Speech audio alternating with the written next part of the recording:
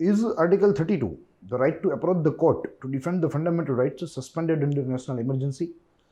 क्या अनुच्छेद 32 राष्ट्रीय आपातकाल के तहत निलंबित मौलिक अधिकारों की रक्षा के लिए अदालत के दरवाजे को खटखटाने का अधिकार देता है? यह पेचीदे एवं महत्वपूर्ण संवैधानिक प्रश्न को समझने के लिए सर्वोच्च अदालत के एक फैसले को हमें देखना होगा। यह फैसला दरअसल एडीएम जबलपुर वर्सेस शिवकांत शुक्ला 1976 के नाम से जाना जाता है। एक और इसका बहुत ही पॉपुलर नेम है जिसे हैबियस कॉर्पस कहते हैं। हैबियस कॉर्पस जो रिट होती है उस नाम से भी यह केस जो है वो जाना जाता है। सुप्रीम कोर्ट ने यहाँ फैसला किया था। हालांकि फैसला महत्वपूर्ण हम लोग कह सकते हैं, मगर सुप्रीम कोर्ट का जो फैसला था वो यहाँ क्षतिपूर्ण था, यानी कि इट वाज विथ एरर्स। और ये बात 2010 में जो है सुप्रीम कोर्ट ने एक मामले में वो बात को स्वीकारा भी, उस भूल को स्वीकारा भी कि वही 1976 के एडीएम जबलपुर वर्सेस शिवकांत शुक्ला के जो केस में उनसे गलतियां हुई हैं उनका स्वीकार यहाँ उन्होंने किया था। परीक्षा के लिए महत्वपूर्ण है। यहाँ काफ़ी सारे ऐसे जो है संवैधानिक प्रश्न आएंगे, काफ़ी सारी ऐसी संवैधानिक माहितियाँ आएंगी जो अपने आप में हमारे परीक्षा के लिए, पॉलिटी एंड एडमिनिस्ट्रेशन की समझ के लिए, गवर्नेंस की समझ के लिए ज़रूरी है। तो आज मैं ध्रुव जानी आप सभी महत्वाकांक्षी छात्र एवं अन्य दर्शकों का ग्रोथ माउंट एजुकेशन के इस यूट्यूब मंच ग्रोथ माउंट यूपीएससी पर स्वागत करता हूं। आज 7वां उपाख्यान है, एक और सर्वोच्च न्यायालय का फैसला है, महत्वपूर्ण फैसला है।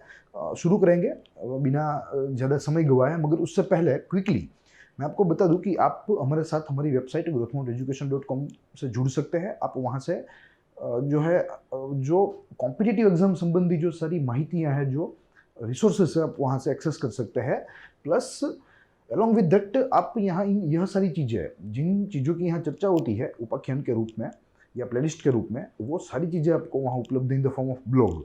तो आप वहाँ से आपकी नोट्स बना सकते हैं, प्लस वहाँ से आप डाउनलोड भी कर सकते हैं पूरी की पूरी PDF। और फिर बाद में जब आपको जो है एक अच्छा समय मिल जाए, अनुकूल समय मिल जाए, तो आप वहाँ आपकी पढ़ाई कर सकते हैं। तो आप आइए आज ही हमारे वेबसाइट के ऊपर हमारे साथ रजिस्टर कीजिए और लॉगिन करके पूरी वेबसाइट में आप एक्सेस कर सकते हैं। साथ ही जिस माध्यम के तहत फिलहाल हम लोग बात कर रहे हैं, यह माध्यम तो यूट्यूब का है ही है, जो कि अपना आप में मुख्य है। और यही यूट्यूब माध्यम से हम लोग ज़्यादा से ज़्यादा मास तक पहुंचना चाहते हैं, जो कि अपना आप में घर बैठे तैयारी कर रहे हैं या अपने कॉलेज ईयर्स में है, अंडर ग्रेजुएशन प्रोग्राम्स में है, उनको हम लोग यहाँ जो है मोटिवेट करेंगे और उनको कॉम्पिटिटिव एग्जाम्स क्रैक करने के लिए प्रोत्साहित भी करेंगे। साथ ही इंस्टाग्राम के ऊपर आप जुड़ सकते हैं, इंस्टाग्राम और फेसबुक दोनों के ऊपर आप जुड़ सकते हैं, और दोनों से जो है हमारी अपडेट्स मिल सकती है आपको, वहाँ से आप प्राप्त कर सकते हैं, क्योंकि यहाँ हम लोग हमारी जो अपडेट्स है वो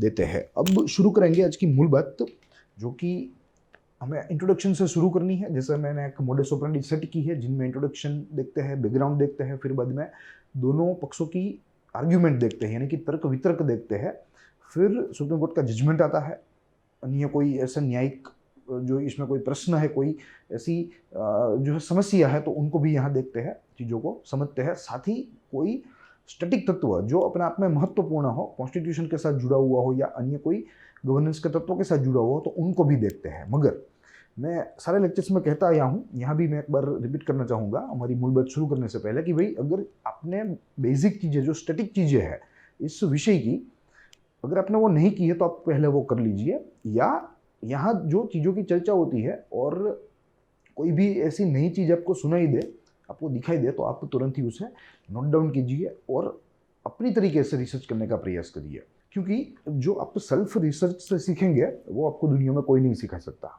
ठीक है, तो यहाँ ये भी एक अप्रोच रखना है। मैं आपको डायरेक्शन दूंगा, आपको उस डायरेक्शन को पकड़ के चलना आपको है। अब इंट्रोडक्शन की बात करें, 2 बिंदु है, जिनमें सबसे प्रथम बिंदु में कहा गया है कि additional district magistrate ADM Jabalpur versus Shivkant Shukla case is popularly known as habeas corpus case and it was decided by Supreme Court on 20 April 1976। तो यहाँ तिथि और समय की बात है। साथ ही में ये बताया गया कि ये हैबियस कॉर्पस केस के नाम से भी काफ़ी पॉपुलर है, काफ़ी प्रसिद्ध है। ठीक है, तो ये भी बात हमें मालूम है। साथ ही देखिए, यह जो एक केस का नाम हमें दिखाई दे रहा है, ये तो एक लीडिंग केस है, मगर इट वॉज अ बंच, क्योंकि अपने आप में ये जब आपातकाल लगा था भारत में श्रीमती इंदिरा गांधी के द्वारा, तो उस समय में जो हिरासतें हुई थी, जो सरकारी दमन हुआ था, जो सरकारी अत्याचार हुआ था, उस पूरे मुद्दे के साथ संबंधी यह मामला है। और हैरतअंगेज बात यह है कि यहाँ सुप्रीम कोर्ट ने जो अवैध रूप से जो डिटेन किए गए थे, जो डिटेन्यू थे, अवैध रूप से इलीगल डिटेन्यू थे, उनका पक्ष न लेते हुए सरकार का पक्ष लिया जिन्होंने दमन किया था। ठीक है, तो इसीलिए यह केस कहीं ना कहीं क्षतिपूर्ण था। मगर आगे चल के 2010 में, यानी कि आज से मात्र 11 वर्ष पहले ही 2010 में ही सुप्रीम कोर्ट ने फिर से वो एक्सेप्ट किया कि भाई yes, it was a judgement with mistake या विथ एरर आप कह सकते हैं। तो ये एक बंडल था। इमरजेंसी के तहत मीसा का उपयोग किया केंद्र सरकार ने। मीसा यानी कि maintenance of internal security act, बहुत ही दमनकारी एक्ट था। उसमें प्रिवेंटिव डिटेंशन किया जाता था। प्रिवेंटिव डिटेंशन की जो है छूट थी सरकार को। जैसे मैं मालूम होना चाहिए कि there are few types of detention, जिनमें एक प्रिवेंटिव डिटेंशन है जो सरकारी या एडमिनिस्ट्रेशन के पावर्स को बढ़ाता है। ठीक है, तो उसका उपयोग करके हुए पूरे राज्य में से, पूरे भारत के अलग अलग राज्यों में से हजारों लोगों को ऐसे अवैध रूप से डिटेन किया गया, हिरासत में लिया गया और उनको जेल हवाले कर दिया गया। ठीक है, उनमें से एक थे शिवकांत शुक्ला, जो कि मध्य प्रदेश के थे। और जो है उन्होंने मध्य प्रदेश हाईकोर्ट, देखिए ये पूरा पेचीदा मामला है।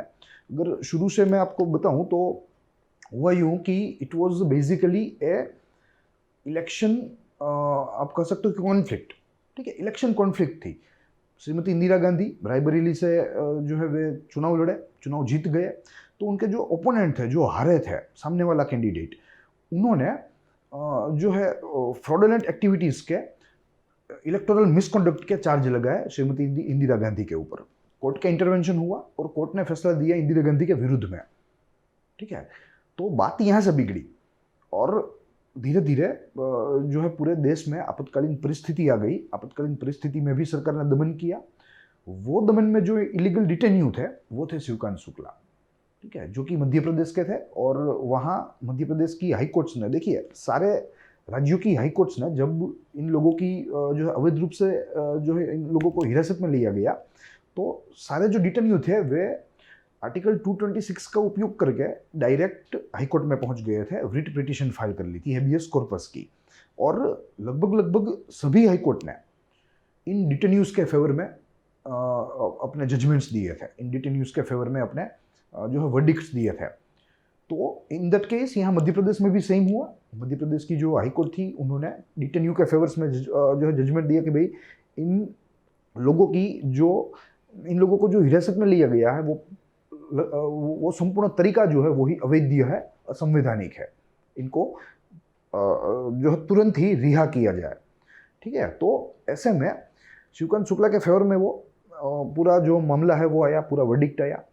अब उसकी अपील में, यानी कि सरकारी तरफ से एडीएम जबलपुर जो थे वहाँ के, जो कि किरण विजय सिंह थे, जिनको आगे हम लोग देखने वाले हैं, तो वे सीधे पहुंचे supreme court.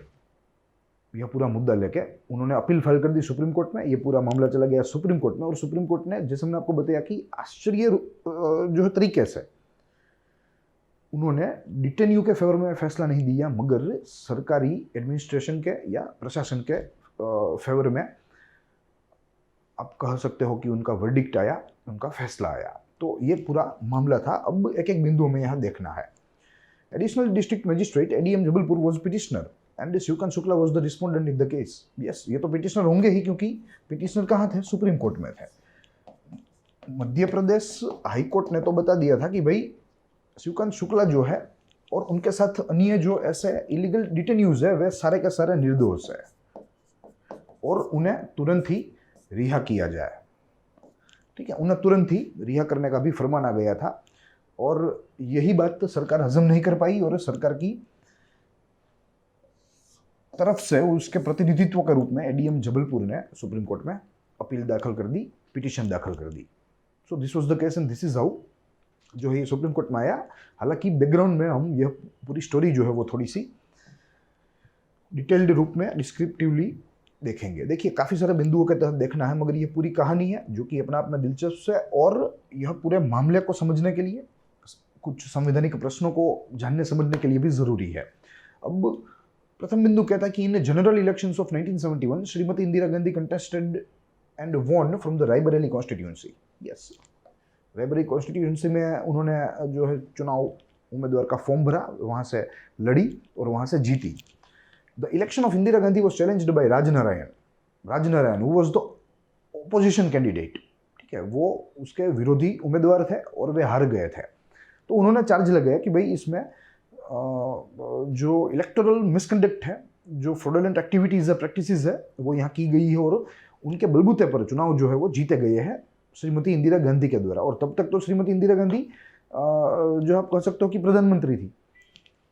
Who contested against Mrs. Gandhi in Allahabad High Court? The Allahabad on June 1925, Justice Jagmohan Sinha delivered the verdict in state of Uttar Pradesh versus Rajnarayan. Yes, तो ये इसकी तिथि है 1975, 12 जून 1975 को इलाहाबाद हाईकोर्ट का फैसला इस पर्टिकुलर मामले पे आया। उन्होंने इंदिरा गांधी के विरुद्ध में पूरा वर्डिक्ट दिया। देखिए क्या कहता है। The Allahabad high court convicted Indira Gandhi of having indulged in electoral wrong practices and declared her election void. Yes, उन्होंने माना कि भाई इंदिरा गांधी जो है वो यहाँ जो है चुनाव गैर रीतियों के साथ जीती हुई है और इन्हीं सारी ताकतों की मदद से उन्होंने चुनाव जीते हैं। Hence their elections is void, यानी कि उनके इलेक्शंस को रद्द किया जाए, वे असंवैधानिक है। She was barred from contesting any election और holding office for the period of next 6 years। She was barred, ठीक है, उनको चुनाव लड़ने के लिए रोका गया अगले 6 वर्षों के लिए। और न केवल चुनाव लड़ने के लिए मगर उन्हें किसी भी किस्म का ऑफिस भी जो है होल्ड करने के लिए बार किया गया, उनको रोका गया। On her appeal to the Supreme Court, तो ये तो बट ऑब्वियस है कि भाई प्रधानमंत्री है और प्रधानमंत्री के ऊपर ऐसे एलिगेशंस लगे हैं। एलिगेशंस तो यहाँ लगे थे मगर अब तो कोई भी राज्य की एक माननीय हाईकोर्ट का फैसला आ गया है कि भाई यस, इसमें जो हमारा जो प्रधानमंत्री है, करंट प्रधानमंत्री, जो चुनाव से वे बने हैं, यह चुनाव में उन्होंने गैररीति की है, उन्होंने रॉन्गफुल प्रैक्टिसेस की है, फ्रॉडुलेंट एक्टिविटीज़ की है। ठीक है, और हेंस उन्हें बार किया जाता है चुनाव लड़ने के लिए भी और किसी भी किस्म की ऑफिस होल्ड करने के लिए भी। तो she went to supreme court. वे सुप्रीम कोर्ट के में गए। सुप्रीम कोर्ट ने उनको जो है एक प्रकार से हाईकोर्ट के, इलाहाबाद हाईकोर्ट के फैसले के ऊपर स्टे ला दिया, मगर it was a conditional stay. Supreme court का जो स्टे था वो एब्सोल्यूट नहीं था, मगर इट वाज कंडीशनल। अरे powers in the matters of vote and speech in the Lok Sabha was restrained. Yes, Lok Sabha में उनका प्रतिनिधित्व मात्र और मात्र उनकी प्रेजेंस ही अलाउ की गई, उनकी स्पीच यानी कि उनका जो आवाज़ है वो संसद में से छीन लिया गया सुप्रीम कोर्ट के द्वारा। And her right to vote यानी कि मत देने का अधिकार, जब किसी भी बिल के ऊपर वोटिंग चल रहा होता है तो मत बहुत ही महत्वपूर्ण होता है वो मत, क्योंकि जैसे हमें मालूम है कि कास्टिंग वोट कोई बिल में जो है इक्वल हो जाता है तो एक कास्टिंग वोट भी निर्णायक वोट साबित होता है। तो यहाँ एक वोट की कीमत बहुत ही ज़्यादा होती है संसद के जो है परिदृश्य में। तो उनके पास से, प्रधानमंत्री के पास से यह दोनों चीज़ें छीनी गई। In desperation to hold on to the power, yes, और इससे श्रीमती इंदिरा गांधी जो है, जैसे हमें मालूम है, वे उनके स्वभाव से जानी जाती है, वे गिन्नाई, ठीक है, उनको यह चीज़ें जो है वो पसंद नहीं आई। और क्या किया देखिए उन्होंने। She requested the then president Fakhruddin Ali Ahmed to declare an emergency under article 352(1) of the Indian constitution. ठीक है, उन्होंने तत्कालीन जो प्रेसिडेंट थे फखरुद्दीन अली अहमद, ये भी एक प्रश्न हो सकता है प्रिलिमिनरी का कि भाई जब आपातकाल लगा तो प्रेसिडेंट कौन थे। वैसे हमें मालूम है कि आपातकाल किसने लगाया, तो प्रधानमंत्री तो हमें मालूम होगा ही होगा, मगर प्रेसिडेंट यहाँ फखरुद्दीन अली अहमद थे। और श्रीमती इंदिरा गांधी ने उन्हें रिक्वेस्ट करी कि भाई आप संविधान की धारा 352 सब क्लोज या सब उपधारा 1 के तहत आप राष्ट्रीय आपातकाल घोषित कर दीजिए। Government provided grounds for imposing the emergency as a grave emergency whereby the security of India was threatened by internal disturbance, and also 1971 India and Pakistan war and drought of 1972 as a reason for the imposing emergency. Yes, बहुत ही दुर्बल यहाँ सरकार ने तर्क दिया कि भाई क्यों उन्होंने इमरजेंसी लगाई, आपातकाल लगाया, अच्छी बात है, मगर क्यों लगाया। तो उन्होंने बताया कि भाई ठोस कारण थे, क्योंकि यहाँ भारत में इंटरनल डिस्टर्बेंस जो है वो अब धीरे धीरे उत्पन्न हो रहा था। साथ ही में उन्होंने ये भी जो तर्क दिया, जो कि अपने आप में कहीं पर भी इसके साथ संबंध नहीं। वो है इंडिया पाकिस्तान 1971 की वॉर एंड 1972 के फेमिन यानी कि ड्रोट या सूखा आप कह सकते हो। ठीक है, तो इन कारणों के बलबूते पर सरकार ने आपातकाल घोषित किया, ऐसा बहाना उन्होंने पेश किया। Thus, an emergency was imposed on 26 June 1975 in exercise of powers conferred by Clause 1 of the Article 359. The President declared that the right of any person, including foreigner, to move any court for the enforcement of the rights conferred by Article 14, 21, 22 of the above mentioned rights shall remain suspended for the period during which the proclamations of emergency made under Clause 1 of Article 352 of the Constitution on December 3, 1971 and on June 25th June 1975 are both in force. Yes, कहने का तात्पर्य यह है कि president के द्वारा सरकार की दिशा निर्देश में, क्योंकि जैसे हमें मालूम है कि भारतीय प्रेसिडेंट जो है वो मात्र और मात्र पपेट है। ठीक है, जो असली संचालक है वो सरकार है, सरकार में भी प्रधानमंत्री है। और जब इंदिरा गांधी का समय था, अब तो आप समझ लीजिए कि पूरा समय जो है वो बदल गया है, 21वीं सदी आ गई है। इनफैक्ट जो लिटरेसी रेट है वो बढ़ गया है, लोगों को सरकार में उसके कार्य में समझ होने लगी है, लोग सरकार के ऑब्लिगेशंस को समझने लगे हैं। ठीक है, पहले मात्र और मात्र ताकत ही जो है देखी थी लोगों ने सरकार की, मगर अब यहाँ धीरे धीरे सरकार के ऑब्लिगेशंस भी दिखाई दे रहे हैं। तो इंदिरा गांधी के लिए तो वो बहुत ही इजी रहा होगा तब, जैसे हमें मालूम है कि जो इमरजेंसी जिस तरीके से लगाई गई, जो प्रोसीजर्स थी, ठीक है, दे वर वेरी पुअरली अंडरटेकन, बहुत ही खराब तरीके से वो सारी प्रोसीजर्स जो है वो अंडरगो हुई थी, और ऐसे ही पूरी इमरजेंसी जो है वो लागू हो गई थी मात्र और मात्र एक ही प्रधानमंत्री के आदेश से। अन्यथा ऐसा नहीं होता, मगर यहाँ ऐसा हुआ तो पूर्णतः यह गैरुपयोग हुआ है, दुरुपयोग हुआ है। मगर यहाँ अब प्रेसिडेंट आ गए अपना फरमान लेकर कि भाई अब लागू हो रही है इमरजेंसी 1975 26 जून, एंड जो मूलभूत अधिकार है अंडर आर्टिकल 14, 21, 22, ठीक है, वो अब सारे, चाहे वो भारतीय नागरिक हो चाहे वो फॉरेनर हो, उनके अब बाहर हो जाएंगे, वे चलेंगे नहीं।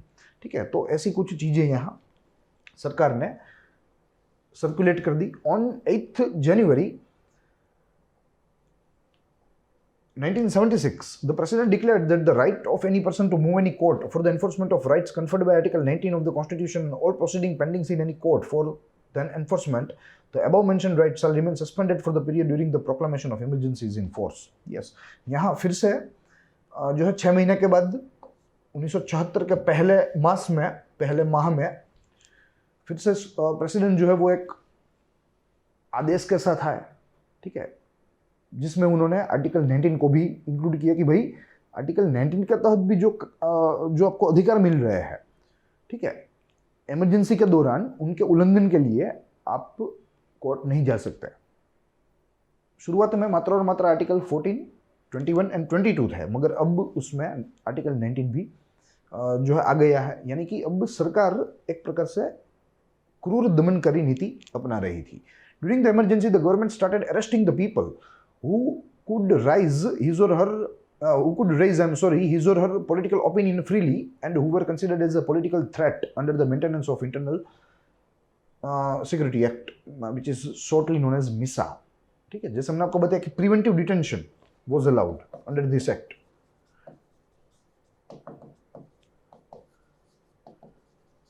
नॉर्मल लॉ क्या होता है कि government needs some kind of proof to arrest any person. ठीक है, मगर यहाँ सरकार को प्रिवेंटिव डिटेंशन की ताकत मिल गई थी, उसका पावर मिल गया था, जो कहता है कि भाई अगर सरकार को मात्र और मात्र शंका है कोई भी व्यक्ति के ऊपर, कोई भी संगठन के ऊपर, तो सरकार उनको हिरासत में ले सकती है, जेल में उन्हें ठूस सकती है। ठीक है, तो अब धीरे धीरे सरकार ने इस कानून का उपयोग करके वो जो पूरा सिनेरियो है वो शुरू किया। The arrested people filed a petition in various high courts for the issue of a writ of habeas corpus and challenged the detention. And it was under article, क्योंकि यहाँ हाई कोर्ट है, तो it will be article 226 of Indian Constitution. अगर सीधा supreme court होता तो it will be article 32, क्योंकि article 32 के तहत आप तो सीधा सुप्रीम कोर्ट जा सकते हैं आपके मौलिक अधिकारों के हनन के मामले में, और according to article 226 you can directly reach to High Court. तो सारे जो डिटेन्यू थे इन लोगों ने आर्टिकल 226 का इस्तेमाल करके वे पहुंचे High Court. Habeas corpus, writ of habeas corpus जिसे कहते हैं, जैसे आपको मालूम होना चाहिए there are 5 types of writs. Habeas corpus यानी कि बंदी प्रत्यक्षीकरण। कोई भी सरकारी संस्था, कोई भी एनफोर्समेंट एजेंसी किसी भी व्यक्ति को अवैध रूप से किसी भी व्यक्ति को जो है हिरासत में नहीं ले सकती या नहीं रख सकती। ठीक है, इन केस अगर आपको नहीं मालूम है कि अगर किसी व्यक्ति को किसी भी एनफोर्समेंट एजेंसी ने उठाया है for what ever the case में भी, तो विद इन 24 आवर्स मजिस्ट्रेट के सामने उन्हें हाजिर करना होता है। ठीक है, फिर मजिस्ट्रेट डिसाइड करेंगे कि अब इसका क्या किया जाए। तो ये यहाँ बहुत ही महत्वपूर्ण है हेबियस कॉर्पस। और इलीगली कोई भी एनफोर्समेंट एजेंसी किसी भी व्यक्ति को बंदी नहीं बना सकती। ये उनके मौलिक अधिकारों का हनन होता है अंडर आर्टिकल 21। अब High Courts broadly took the view that despite the presidential order, it is open that the detainees to challenge the detention on the grounds that is ultra vires। देखिए अल्ट्रा वायर्स कानूनी भाषा में simply होता है beyond once power और authority, यानी कि यहाँ प्रेसिडेंट की पावर और अथॉरिटी में है ही नहीं कि वे हेबियस कॉर्पस को रोक सके। ठीक है, चाहे वो आदेश पे आदेश दे, मगर उनके कार्यक्षेत्र में ही नहीं है, उनके कार्यक्षेत्र से ही परे है कि वे किसी भी व्यक्ति को जो सुप्रीम कोर्ट के या हाई कोर्ट तक पहुंचने से नहीं रोक सकते। It is ultra vires. ठीक है, तो ये तो यहां स्पष्ट हो गया था।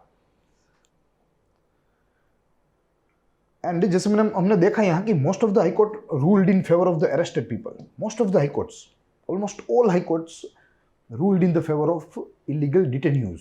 ठीक है, और यही बात सरकार से हजम नहीं हुई और सरकार के प्रतिनिधित्व के रूप में जबलपुर के एडीएम जो कि किरण विजय सिंह है, उनके द्वारा उनके जो जुरिडिक्शन में जो हिरासत में लिए गए थे उनके विरुद्ध में अपील सुप्रीम कोर्ट में दाखिल कर दी। Additional district magistrate ADM of Jabalpur Kiran Vijay Singh appealed against Madhya Pradesh high court's verdict that was in the favour of detenue Shivkant Shukla. It was a lead case, hence it is known as ADM Jabalpur versus Shivkant Shukla. Yes, it was a lead case क्योंकि there were thousands of detainees. ठीक है, there were several high courts who ruled in favor of these illegal detainees. मगर उनमें से यह एक lead case बना क्योंकि ये प्रथम जो है दर्ज हुआ था। एडीएम जबलपुर की प्रतिक्रिया जो है तत्काल थी और उसकी बदौलत यहाँ ये एक लीड केस बन गया और आज हम इस पूरे मामले को इस नाम से जानते हैं। तो this was the whole background. अब यहाँ से हमें तर्क देखने हैं, दोनों पक्षों के देखने हैं। सबसे प्रथम सरकारी तर्क, फिर बाद में जो इलीगल डिटेन्यूज है, जो रिस्पोंडेंट है, उनके तर्क देखने हैं। कहा गया है the government contended that the object and purpose of the emergency provisions are that the constitution provide special powers to the executive because at times of emergency the considerations of the state assume importance. Yes, यहाँ सरकार के द्वारा पक्ष रखा गया कि भाई देखिए इमरजेंसी प्रोविजंस का हेतु और उसका कार्य यही है कि जब आपातकाल लगा हो तो एग्जीक्यूटिव को, सरकार का जो एग्जीक्यूटिव अंग है, जो प्रशासकीय अंग है, उन्हें ज़्यादा सत्ता मिले, क्योंकि तब राज्य का जो ओपिनियन है वो ज़्यादा मैटर करेगा because there is an emergency. तो ऐसा पहला तर्क रखा। दूसरा, national emergency demand grant of special power to the executive. National emergency जो है वो अपने आप में एग्जीक्यूटिव के लिए ज़्यादा सत्ता मांगेगी। The emergency provisions contained in Part 18, including Article 358, 359, Subclause 1 and 359 1A, are constitutional imperatives।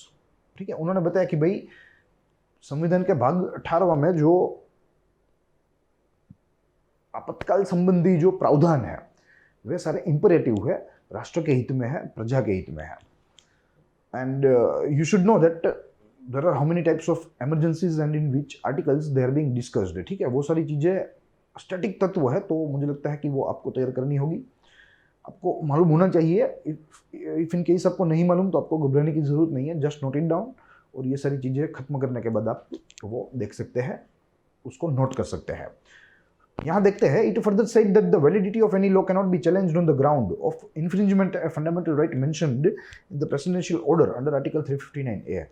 उन्होंने ये भी कहा कि भाई जब प्रेसिडेंशियल ऑर्डर आ गया है 359 सबक्लोज 1 के तहत और जब उसमें ही फंडामेंटल राइट्स के जो है इम्प्लीमेंटेशन को बार किया है, तो यहाँ कोई भी व्यक्ति अपील नहीं कर सकता ये वैलिड नहीं है, इट इज़ नॉट लीगल, ऐसा सरकार ने पक्ष रखा. If the executive take any action depriving a person of a fundamental right mentioned in the presidential order, such executive action cannot be challenged. Yes, अगर राष्ट्रपति आदेश में जिन मूलभूत अधिकारों का मेंशन हुआ है, जिक्र हुआ है, एग्जीक्यूटिव अगर उन अधिकारों को ही उल्लंघित कर रही है तो यहाँ कोई जो है प्रश्न ही नहीं उठता चैलेंज करने का एग्जीक्यूटिव एक्शंस को, ऐसा यहाँ सरकार ने पक्ष रखा. The reason given by the state for the aforementioned arguments is that in times of emergency the executive safeguards the life of a nation. और यह सारी चीज़ों के लिए क्यों एग्जीक्यूटिव्स को इतना ज़्यादा पावर्स देने चाहिए कि इमरजेंसी के समय में मात्र और मात्र जो राज्य है, जो एडमिनिस्ट्रेटिव तंत्र है, वही देश को या राज्य को किसी भी जो है अच्छी परिस्थिति में ला सकता है, वही मुसीबत से बाहर निकाल सकता है. तो this was the all reason which was presented by government. Abu, on the other hand, respondent contended that the object of Article 359(1) is to prevent moving to the Supreme Court under Article 32 for the enforcement of certain right.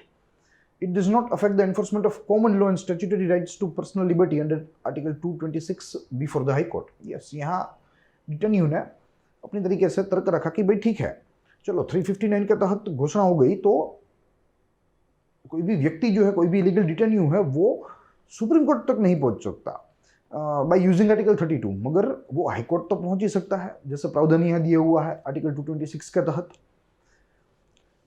It does not affect, जैसे यहाँ लिखा है, the enforcement of common law and statutory rights to the personal liberty under article 226, जो कि सीधा high court तक पहुंच जाएगी. Article 359(1) removes the restriction put on the executives under Part 3, but does not remove the restriction arising from the principle of limited power of the executive under the system of checks and balance based on separation of powers. Yes, जैसे हमें मालूम है कि separation of power बहुत ही महत्वपूर्ण बिंदु है भारतीय संविधान का, या आप कह लीजिए कि पॉलिटिकल गवर्नेंस का ही एक बहुत ही महत्वपूर्ण बिंदु है, क्योंकि जैसे हमें मालूम है कि there are few organs of government, और इन ऑर्गन्स के बीच में एक बैलेंस मेंटेन करना बहुत ही ज़रूरी है देश को चलाने के लिए, देश के कार्य को चलाने के लिए, एडमिनिस्ट्रेशन को चलाने के लिए. और यहाँ भारतीय संविधान ने ये बहुत ही अच्छी तरीके से सेपरेट किया है.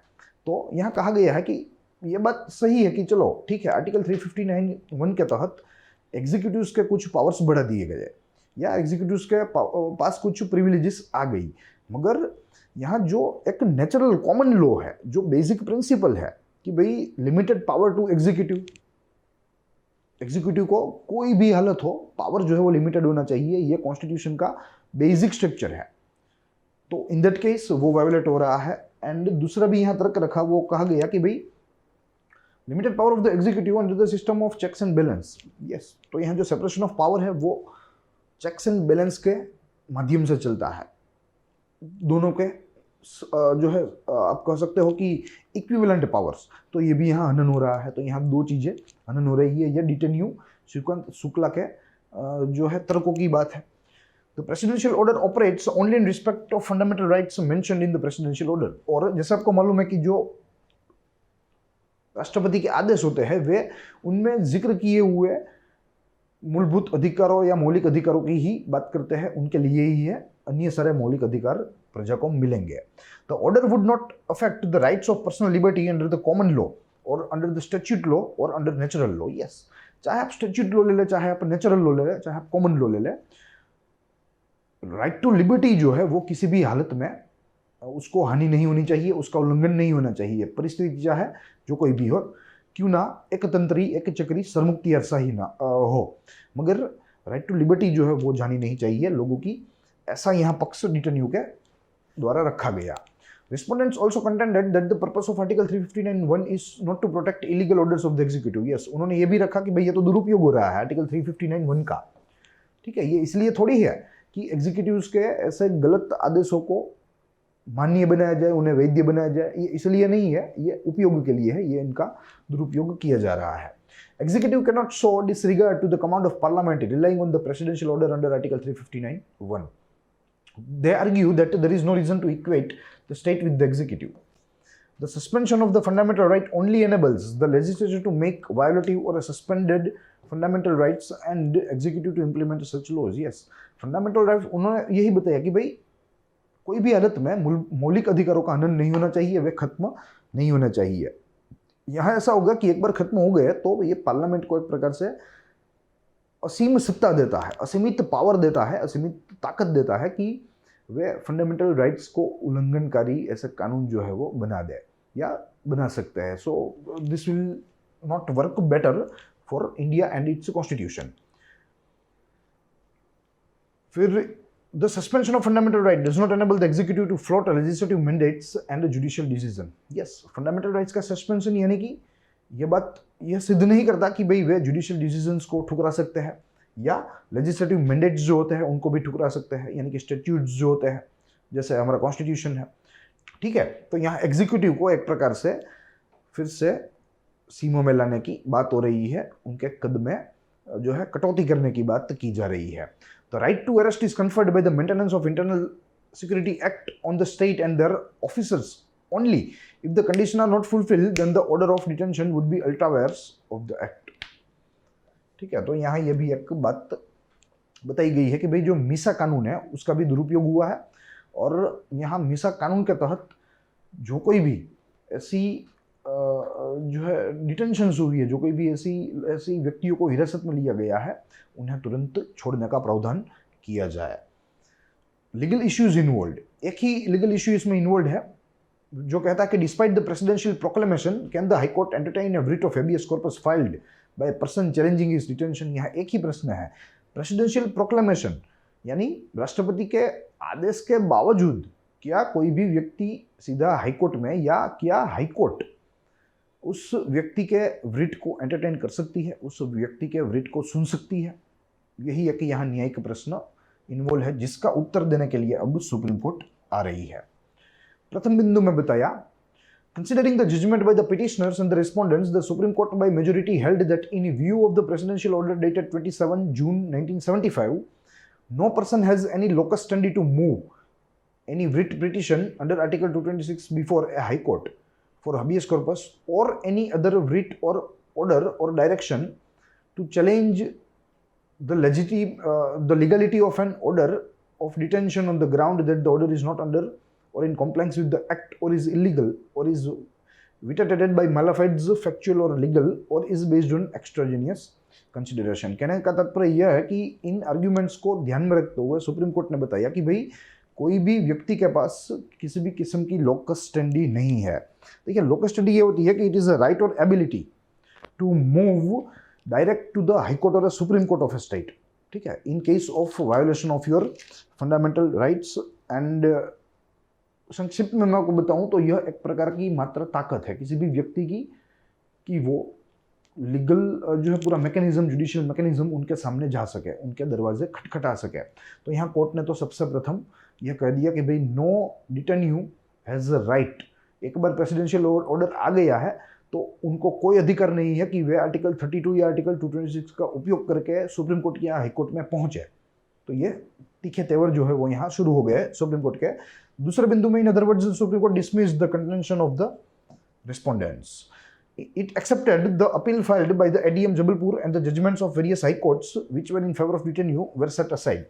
जो ADM जबलपुर के द्वारा जो दस्तावेज दिए गए, अलग अलग माननीय जो राज्यों की हाई कोर्ट्स है उनके द्वारा जो इस समय तक जो वर्डिक्ट्स आए थे उनको भी सुप्रीम कोर्ट ने बाजू में रख दिया। The Supreme Court also upheld the constitutional validity of Section 16A, Subclause 9 of the Maintenance of Internal Security Act, which was of preventive detention। ठीक है, तो सुप्रीम कोर्ट ने मीसा की यह धारा भी बताई कि भाई ये भी वाजिद है, ये भी संवैधानिक है, इसमें कोई दिक्कत नहीं है। ठीक है, तो कुल मिलाकर जो पूरा जजमेंट आया वो डिटेन्यूज के खिलाफ था और उनके जो है अधिकारों का, उनके मौलिक अधिकारों का हनन कर रहा था। And on the other side, it was favoring government actions, government emergency actions, ठीक है, and their conduct during emergency। ठीक है, तो सारी चीज़ों की जो सरकार की सारी चीज़ें थी, वो कोर्ट ने वैध बताई, लीगल बताई। अब यहाँ इस पर्टिकुलर फैसले के इम्पोर्टेंस एवं इसके इम्पैक्ट की बात है। शुरू में इम्पोर्टेंस से करना है, क्या इसका इम्पोर्टेंस रहा, भारतीय संविधान, उसके स्ट्रक्चर के ऊपर, गवर्नेंस में, और इसका इम्पैक्ट भी क्या पड़ा। देखिए इंपोर्टेंस में, legal experts consider ADM Jabalpur judgement as an unpopular judgement but it is still continuing as a good law. Yes, unpopular judgement, जो विद्वान है इस क्षेत्र के, क्षेत्रीय विद्वान, वे सारे जो है इस पर्टिकुलर सरकारी फैसले को अनपॉपुलर मानते हैं, यानी कि अनिच्छनीय मानते हैं। There has been considerable judicial introspection and admission by former judges that the ADM Jabalpur was wrongly decided. Yes, there has been a considerable introspection, यानी कि आत्मनजर की सुप्रीम कोर्ट ने, फिर से देखा कि क्या उनकी गलती थी, क्या उनकी विचारधारा थी जो गलत थी, क्षतिपूर्ण थी, ठीक है, वो देखा, और जो है वे एक कॉन्सेंस पर पहुंचे कि yes, it was a wrong verdict by Supreme Court. Supreme Court and High Courts have continued to cite ADM Jabalpur for different points of law. Supreme Court in Ramadeo Chauhan versus Bani Kant Da 2010 case officially admitted its mistake in the ADM Jabalpur versus Shivkant Shukla case judgment. ठीक है, तो ये case था जिसका जिक्र मैंने किया 2010 का, रामदियो चौहान वर्सेस बनी कांत दा 2010 का मामला है, और ऑफिशियली अधिकृत रूप से सुप्रीम कोर्ट ने इसमें बताया कि भाई यस, हमसे वो भूल हो गई थी। तो ये बात रही इसके इंपोर्टेंस की। ऑन द अदर हैंड इसका इम्पैक्ट भी पड़ा। देखते हैं, 3 बिंदु में इम्पैक्ट को समझने का प्रयास किया है, जिनमें सबसे प्रथम ADM Jabalpur judgment read article 21 in a restrictive manner. Yes, article 21 right to liberty, ठीक है, उसे एक रिस्ट्रिक्टिव मैनर में पढ़ता है article 21, not in absolute manner. ठीक है, इमरजेंसी के समय में it can be cut off. दूसरे, the judgment reverse the several courageous high court judgment and denied thousands of emergency detenues the right of habeas corpus. जैसे हमें मालूम है कि काफ़ी सारे डिटेन्यूज मिसा के तहत जिनको अवैध रूप से हिरासत में लिया गया था, वे पहुंचे हाईकोर्ट वाया आर्टिकल 226, और ऑलमोस्ट ऑल हाईकोर्ट ने, सारी हाईकोर्ट्स ने यह करेजियस वर्डिक्ट दिया था कि भाई सरकार जो है वो यहाँ गलत कर रही है, यह डिटेन्यूज निर्दोष है, इन्हें बाइज्जत बरी किया जाए, उन्हें तुरंत छोड़ दिया जाए। ठीक है, मगर सुप्रीम कोर्ट ने इन सारी हाई कोर्ट्स के जो करेजियस वर्डिक्ट्स थे उनको रिवर्स कर दिया। ठीक है, और यहाँ दूसरा बिंदु ये भी कहता है कि हैबियस कॉर्पस का जो राइट था वो भी इमरजेंसी के समय में डिनाई कर दिया यह जजमेंट ने। तो ये एक बहुत ही बुरी असर थी।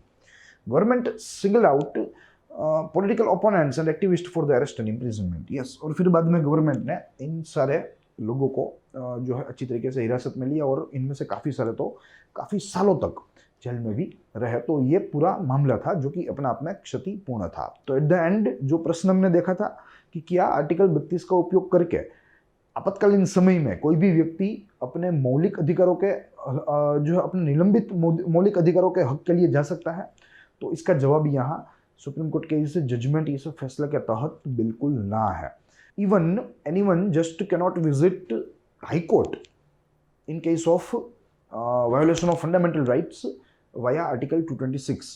ठीक है, 32 तो नहीं मगर 226 भी नहीं। तो कुल मिलाकर यहाँ सुप्रीम कोर्ट ने इसका जवाब दिया, और जो जवाब अपने आप में नकारात्मक था। I hope you enjoyed the lecture. बहुत ही महत्वपूर्ण है परीक्षा के लिए, साथ ही में यहाँ परीक्षा लक्ष्य ही एनालिसिस को मैंने आपके सामने रखने का प्रयास किया। अब मिलेंगे हम इसी श्रृंखला के अगले एक और लेक्चर में अगले हफ्ते। तब तक के लिए दीजिए इजाजत। देखते रहिए ग्रोथ माउंट यूपीएससी। साथ ही में हमारी इस चैनल को लाइक, सब्सक्राइब और ज़्यादा से ज़्यादा शेयर करना ना भूलें। तो तब तक के लिए दीजिए इजाजत। जय हिंद।